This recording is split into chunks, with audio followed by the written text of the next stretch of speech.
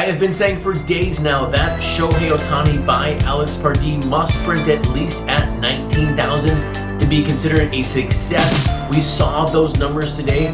Where did that number land? I remember as a kid saying a prayer before I started playing Castlevania. So this card, when I saw it, drug up so many cool memories as a kid. And just like that, another week has come and gone in Topps Project 70.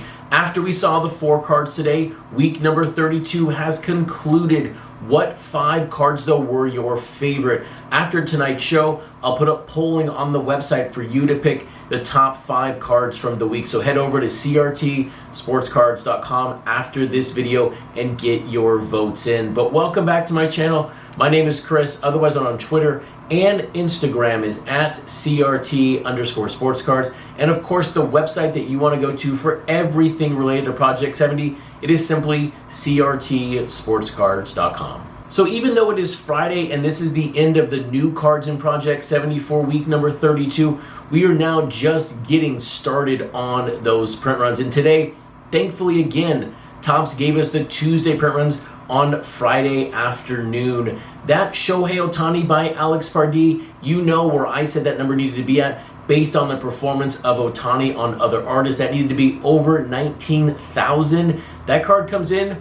10,398. So now let's take a look at the good and the bad of that 10,398 for Ohtani.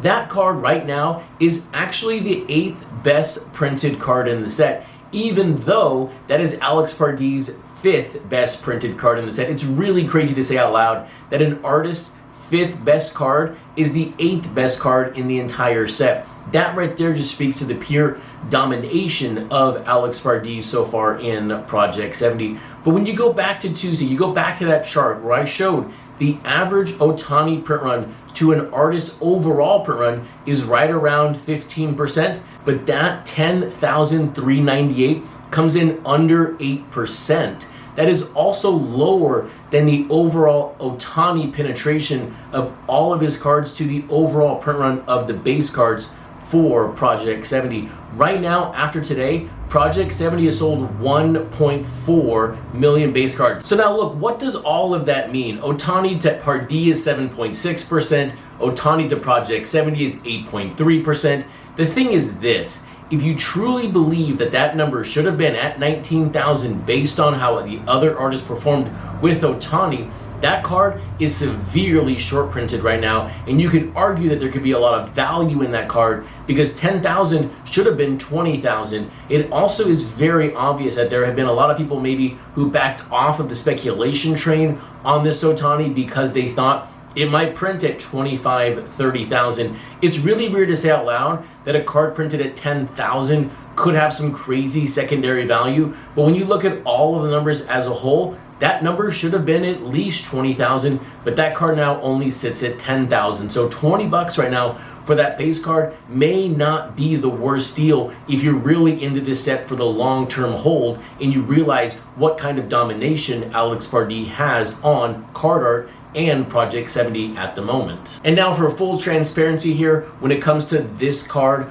I sold on pre-order on the website 3 total copies. You know how many cards I bought today, this morning? I bought 3. So whether this card goes up or down is irrelevant to me personally speaking, so I'm not about to try to be accused of pumping up the value of this card on the secondary market. It just feels though that because we've seen some of the highest printed cards in the set be the most valuable on the secondary market, it just feels that 10,000 right now on that Ohtani is very, very low. But again here, what other cards released on Tuesday? We didn't just have that Ohtani by Alex Pardee. We also had Cody Bellinger Headband Warrior by Gregory Siff. That card comes in and I kind of laughed when I saw that number, and if you're in the Facebook group, you'll understand why. When it came to Gregory Siff, Scott and Lee auctioning off from Vegas that one-of-one Gregory Siff drawing on the back of the piece of paper that then kind of hinted at his next card, the Dodger Dog.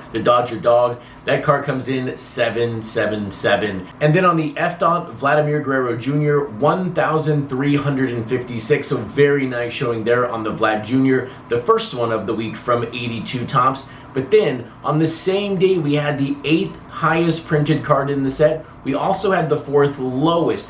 That Larry Doby by Pose sold just 652 copies. But now as we turn our focus to the cards that released today, ending week number 32 in Project 70, what for players and what for artists did we get to see this morning? First up, we had Fernando Tatis Jr. by JK5. That was Tatis's 21st card in the set. Second here, Reggie Jackson, this time by Claw Money.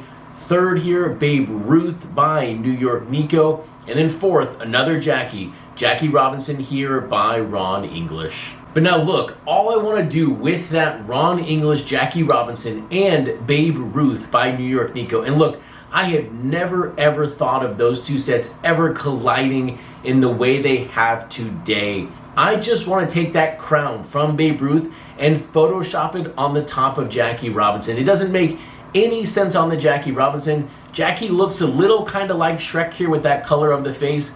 When it comes to the grunge look that New York Nico is going for, and then the sort of out-of-the-world design for Ron English, and by the way, on that back shelf back there is a complete Ron English set up to date in Project 70. These cards go so well together, but yet at the same time, they don't go together at all. You've got 70 tops, you got 76, you have the writing on the back, you have the baseballs on the back of the Jackie. I almost also, when you swap the crown to Jackie, I want to put the Brooklyn Dodger hat on Babe Ruth. So these cards for me are forever going to be intertwined together because this is the day that New York Nico met Ron English in Project 70 and their sets collided together. But now from the most straightforward, simplistic design for the day, we have the 7th Reggie Jackson, this time by Claw Money. This is Claw Money's 13th card in Project 70. This is also the 121st New York Yankee in the set. There is no real thrill for this card. It is what you get. If you like Reggie, you're going to like this card. There were also autographs available on the website, but yet they sold out instantaneously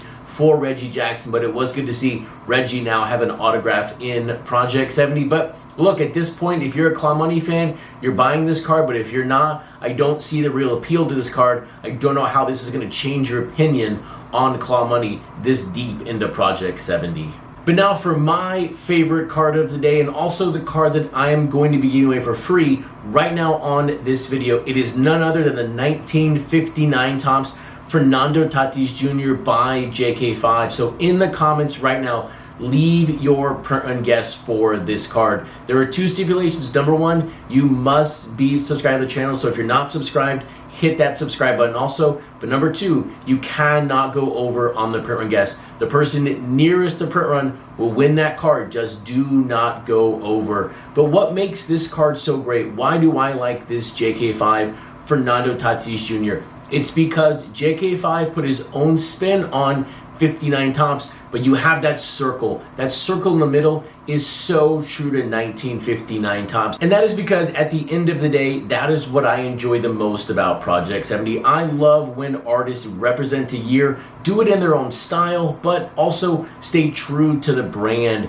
Because without the brand, without the history of tops, we wouldn't have Project 70. I just don't like it when people try to recreate history. I want you to honor history, and this card represents 59 tops so very well. With that, have a fantastic weekend. Good luck winning that Tatis Jr. free for me. If you liked the video, give it a thumbs up, and if you're not subscribed, of course, hit that subscribe button.